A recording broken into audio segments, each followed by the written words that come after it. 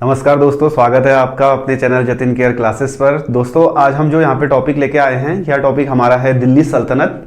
दिल्ली सल्तनत दोस्तों जो टॉपिक है यह सभी परीक्षाओं के लिए काफ़ी ज़्यादा महत्वपूर्ण टॉपिक है।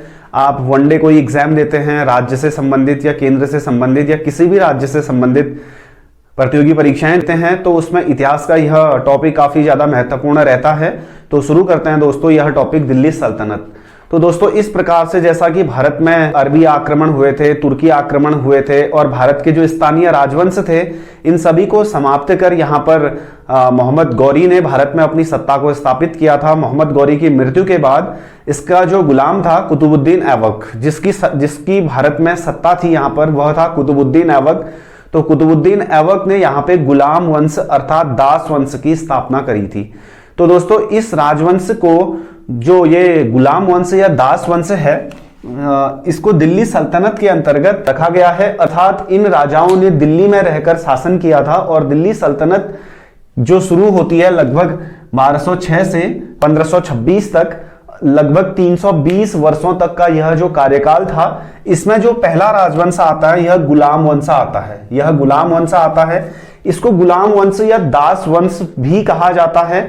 और गुलाम वंश या दास वंश इसलिए कहा जाता है क्योंकि इस राजवंश के अंतर्गत जो भी शासक थे, जितने भी शासक थे, वह किसी न किसी रूप से एक दूसरे के गुलाम थे, इसलिए इन्हें गुलाम वंश या दास वंश कहा जाता है। जैसा कि इस राजवंश में की स्थापना यहाँ पर कुतुबुद्दीन ऐबक ने की थी।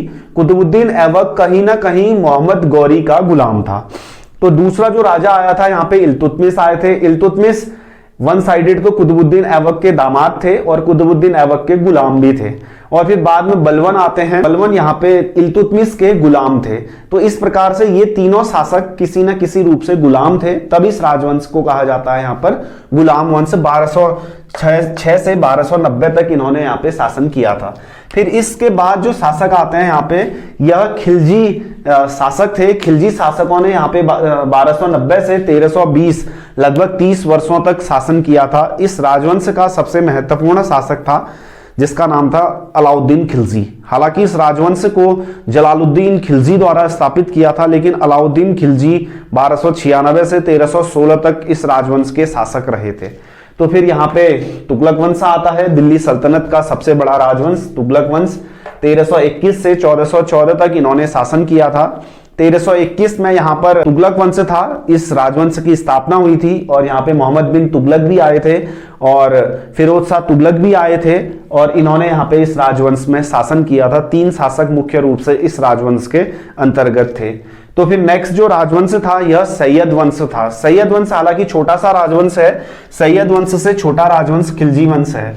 तो सैयद वंश को स्थापित किया था यहाँ पे खिजर खां द्वारा। खिजर खां ने जब इस राजवंश की स्थापना की थी तो इन्होंने किसी भी प्रकार से कोई सुल्तान या कोई अन्य उपाधि को धारण नहीं किया था। इन्होंने स्वयं को रैयत आला की उपाधि से संतुष्ट रखा था। 1351 तक यह राजवंश चला था। फिर लास्ट वंश था इस राजवंश का लोदी वंश। लोदी जो था यह अफगान शासक थे। लोदी राजवंश भारतीय इतिहास में शासन करने वाला पहला अफगान राजवंश था। पहला अफगान राजवंश यह थे लोदी। इस लोदी वंश को स्थापित किया था बहलोर लोदी द्वारा। फिर इसमें सिकंदर लोदी की एंट्री हुई थी। यहाँ पे सिकंदर लोदी भी काफी महत्वपूर्ण शासक थे इस राजवंश के। फिर सिकंदर लोदी के बाद यहाँ पे जो अंतिम शासक थे यह थे यहाँ पे इब्राहिम लोदी, जो 1526 में फर्स्ट बैटल ऑफ पानीपत में बाबर ने जिनको पराजित किया था और फिर बाबर ने यहाँ पे भारत में मुगल वंश की नींव रखी थी। तो इस प्रकार से दोस्तों यहाँ पे 320 ईयर का 320 ईयर का जो टाइम पीरियड था राजवंश का, दिल्ली सल्तनत जिसके अंतर्गत आई थी, तो यह राजवंश है। फिर इस राजवंश के अंतर्गत हम यहाँ पे देखते हैं सबसे पहले गुलाम वंश को। गुलाम वंश अर्थात दास वंश। गुलाम वंश अर्थात इस राजवंश को यहाँ पे दास वंश के नाम से भी जाना जाता है। अर्थात इस राजवंश की स्थापना करी थी यहाँ पे कुतुबुद्दीन ऐबक द्वारा। कुतुबुद्दीन ऐबक द्वारा इस राजवंश की स्थापना करी थी। कुतुबुद्दीन ऐबक से संबंधित अगर हम बात करते हैं, जब यह छोटा सा था बचपन में तो इसे किसी काजी ने खरीद लिया था और जब काजी के पास आए थे तो उसके कुछ समय बाद मोहम्मद गौरी ने इनको खरीदा था। यह मोहम्मद गौरी के गुलाम थे, अर्थात मोहम्मद गौरी के दास थे। तो दोस्तों यहाँ पे दास से तात्पर्य प्राय निम्न वर्ग का काम करने वाला व्यक्ति से संबंधित नहीं है। दास अर्थात जिस प्रकार की उसके पास क्वालिटी होती थी उस प्रकार से उसको ट्रेंड किया जाता था और वह राजा का गुलाम रहता था। तो कुतुबुद्दीन ऐबक यहाँ पे काफी एक होनहार, काफी ज्यादा स्टूडियस व्यक्ति था। अपनी योग्यता के आधार पर कुतुबुद्दीन ऐबक मोहम्मद गौरी का काफी विश्वास पात्र बन गया था। तराइन का युद्ध था, द्वितीय युद्ध था, और चंद्रावर का युद्ध था जो 1194 में हुआ था। इन युद्धों में काफी ज्यादा महत्वपूर्ण भूमिका निभाई थी यहाँ पे कुतुबुद्दीन ऐबक द्वारा। तो दोस्तों इस प्रकार से जब मोहम्मद गौरी की मृत्यु होती है तो 1206 में कुतुबुद्दीन ऐबक द्वारा यहां पर अपना राज्याभिषेक किया था। हालांकि इन्होंने मात्र 4 वर्षों तक शासन किया था, इनकी सडन डेथ हो गई थी। लेकिन दिल्ली सल्तनत के 2 ही ऐसे शासक मिलते हैं अभी तक जिन्होंने किसी भी प्रकार से सुल्तान की उपाधि धारण नहीं करी थी। नंबर 1 है कुतुबुद्दीन ऐबक और नंबर 2 अभी मैंने बताया था खिज़्र खां जिन्होंने रैयत आला की उपाधि धारण करी थी। तो दोस्तों सुल्तान शब्द, सुल्तान पर जो एक उपाधि होती थी, सुल्तान की उपाधि से तात्पर्य यह होता था कि मुस्लिम धर्म के जो सबसे बड़े धर्मगुरु होते थे जिनका नाम खलीफा होता था, अर्थात यह खलीफा से एक प्रकार की वैधानिक स्वीकृति होती थी जो राजा लेते थे। ठीक है, तो इस प्रकार से हो सकता है यहां पर इन्होंने 4 साल तक शासन किया था। कम ही समय में इनकी डेथ हो गई थी, इनकी मृत्यु हो गई थी। इन्हें समय नहीं मिला होगा सुल्तान की पदवी धारण करने का जो खलीफा से होती है, लेकिन इन्होंने सुल्तान की पदवी किसी भी रूप से धारण नहीं करी थी। तो दोस्तों कुतुबुद्दीन ऐबक जो थे इनका राजवंश था यहाँ पे कुदवी, इनका राजवंश था यहाँ पे कुदवी, और यह तुर्क जनजाति का था। कुतुबुद्दीन ऐबक जो थे यह तुर्क जनजाति के थे। और ऐबक जो शब्द है, ऐबक प्राय तुर्की भाषा का शब्द है। ऐबक प्राय तुर्की भाषा का शब्द है जिसका शाब्दिक अर्थ होता है चंद्रमा का देवता, जिसका शाब्दिक अर्थ होता है चंद्रमा का देवता ऐबक शब्द का, और ऐबक शब्द है तुर्की भाषा का। तो इस प्रकार से इनकी सेना में, मोहम्मद गौरी की सेना में आए थे। ये अपनी योग्यता के बल पर काफी अच्छे विश्वास पात्र बन चुके थे। तो दोस्तों जब यह राजा बने थे इनके सामने एक बहुत बड़ी समस्या थी। हुआ क्या था, मोहम्मद गौरी जो थे, मोहम्मद गौरी का कोई भी पुत्र नहीं था, किंतु मोहम्मद गौरी के 3 गुलाम थे। यहाँ पर मोहम्मद गौरी के 3 गुलाम थे। एक कुतुबुद्दीन ऐबक हैं, कुतुबुद्दीन ऐबक, दूसरे ताजुद्दीन एल्दौज हैं और तीसरे नसरुद्दीन कुवाचा हैं। तो इन्हें किसी न किसी रूप से यहाँ पे भय था, मैं राजा तो बन चुका हूं, लेकिन जो यहाँ पे ताजुद्दीन एल्दौज हैं जो गजनी के शासक थे, गजनी का प्रांत था इनके पास, और नसरुद्दीन जो कुवाचा हैं मुल्तान और सिंध के शासक थे यह। तो यहाँ पे कुतुबुद्दीन ऐबक ने काफी यहाँ पे अपना दिमाग का प्रयोग लगा के काफी अच्छे तरीके से इन दोनों को शांत किया था। जो यहाँ पे ताजुद्दीन एल्दौज थे गजनी के शासक, इनकी पुत्री से कुतुबुद्दीन ऐबक द्वारा स्वयं का विवाह किया था, और नसरुद्दीन कुवाचा जो मुल्तान और सिंध के शासक थे इनसे अपनी बहन का विवाह करवाया था कुतुबुद्दीन ऐबक ने। अर्थात यहाँ पे इन्होंने एक प्रकार से रिश्तेदारी कायम करी थी, तो जिससे इनके आक्रमण का यहाँ पर भय कम हो जाता है। तो फिर यहाँ पे इल्तुतमिश भी थे, और इल्तुतमिश भी यहाँ पर एक गुलाम थे कुतुबुद्दीन ऐबक के, और इल्तुतमिश से कुतुबुद्दीन ऐबक द्वारा अपनी पुत्री का विवाह किया था। इल्तुतमिश से कुतुबुद्दीन ऐबक द्वारा अपनी पुत्री का विवाह किया था। तो इस प्रकार से दोस्तों यहाँ पर इन्होंने शासन किया था। एक छोटा सा इनका टाइम ड्यूरेशन कार्यकाल था। और कुतुबुद्दीन ऐबक दोस्तों जब राजा बनते हैं, और राजा बनने के बाद इन्होंने यहाँ पे काफी कार्य भी किए थे। इनके द्वारा किए गए कार्यों को देखते हुए, अर्थात ये एक ऐसा व्यक्ति था जो अपने द्वारा अर्जित काफी धन लोगों में दान कर देते थे। तो लोगों में धन को दान करने के कारण भारतीय इतिहास में इनकी एक उपाधि भी मिलती है जिसका नाम है लाख बख्श, जिसका नाम है लाख बख्श। लाख बख्श का शाब्दिक अर्थ होता है लाखों का दान देने वाला, और दानशील प्रवृत्ति का होने के कारण इनको हातिम द्वितीय की संज्ञा भी दी गई है कुतुबुद्दीन ऐबक को। तो दोस्तों कुतुबुद्दीन ऐबक जब भारत के राजा थे, इनकी जो राजधानी थी, इनकी राजधानी थी लाहौर। इनकी राजधानी थी लाहौर। लाहौर वर्तमान पाकिस्तान में पड़ता है।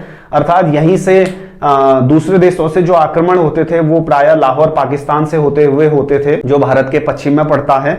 तो इसलिए इन्होंने लाहौर को अपनी राजधानी बनाई थी। फिर बाद में यह राजधानी इल्तुतमिश के समय दिल्ली राजधानी स्थानांतरित हुई थी। और कुतुबुद्दीन ऐबक ने यहाँ पे जो जो चीजें बनाई थी, इनमें एक कुव्वतुल इस्लाम मस्जिद थी। कुव्वत उल इस्लाम मस्जिद। शायद यह भारतीय इतिहास की पहली मस्जिद है, काफी पुस्तकों में ऐसा देखने को मिलता है।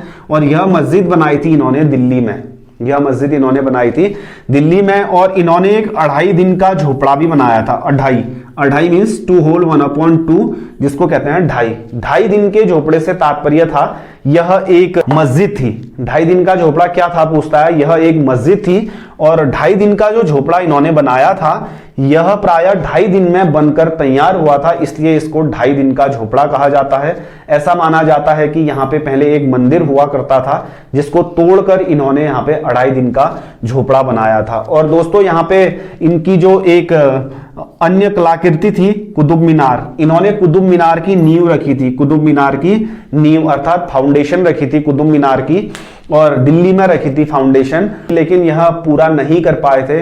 बाद में इनके दामाद इल्तुतमिश द्वारा कुतुब मीनार को पूरा करवाया था। और कुतुब मीनार जो इन्होंने बनाई थी दोस्तों, यह इनके गुरु थे जिनका नाम था शेख कुतुबुद्दीन बख्तियार काकी, अर्थात यह एक सूफी संत थे, इनके शिष्य थे, इनके भक्त थे कुतुबुद्दीन ऐबक। इनकी याद में इन्होंने यहाँ पे एक कुतुब मीनार बनाई थी शेख कुतुबुद्दीन बख्तियार काकी की याद में, और कुतुब मीनार की नींव रखी थी इन्होंने, और कुतुब मीनार को पूरा इनके दामाद इल्तुतमिश द्वारा करवाया था। तो इस प्रकार से दोस्तों यहाँ पे 1210 में लाहौर में पोलो या चौगान, पहले उस समय कहा जाता था चौगान खेलते समय, वर्तमान कह सकते हैं पोलो, जो घोड़े में बैठकर खेला जाता है। तो घोड़े से गिरकर इनकी मृत्यु हो जाती है, और इस प्रकार से यहाँ पे इनको लाहौर में ही दफनाया जाता है। पूछा जाता है कुतुबुद्दीन ऐबक की जो कब्र है यह कहाँ है, यह प्रायः लाहौर में है। तो इस प्रकार से दोस्तों यहाँ पे इनका चैप्टर समाप्त होता है। और इसके बाद लाहौर में इनके पुत्र आराम शाह को गद्दी पर बैठाया जाता है कुछ समय के लिए। आराम शाह काफी आराम प्रवृत्ति के व्यक्ति थे, कुछ समय तक 1210 में ही इन्होंने शासन किया था। फिर बाद में कुतुबुद्दीन ऐबक के जो दामाद थे जिनका नाम था इल्तुतमिश द्वारा इनकी हत्या कर स्वयं को दिल्ली सल्तनत में अर्थात गुलाम वंश के अंतर्गत यह दूसरे राजा बने थे। तो इस प्रकार से दोस्तों यह कुतुबुद्दीन ऐबक से संबंधित तथ्य हैं। काफी तथ्य इसमें से पेपर में पूछे जाते हैं, जैसे 2.5 दिन का झोपड़ा किसने बनाया था, कुव्वत उल इस्लाम मस्जिद कहाँ है, किसने बनाई थी, कुतुब मीनार की नींव किसने रखी थी। भारतीय इतिहास में पहले शासक दिल्ली सल्तनत के अंतर्गत जिन्होंने सुल्तान की पदवी धारण नहीं करी थी, यह थे कुतुबुद्दीन ऐबक। तो दोस्तों इस प्रकार से इतिहासकारों का यह मानना है कि कुछ इतिहासकार इसको गुलाम वंश के नाम से संबोधित करते हैं, कुछ दास वंश के नाम से संबोधित करते हैं।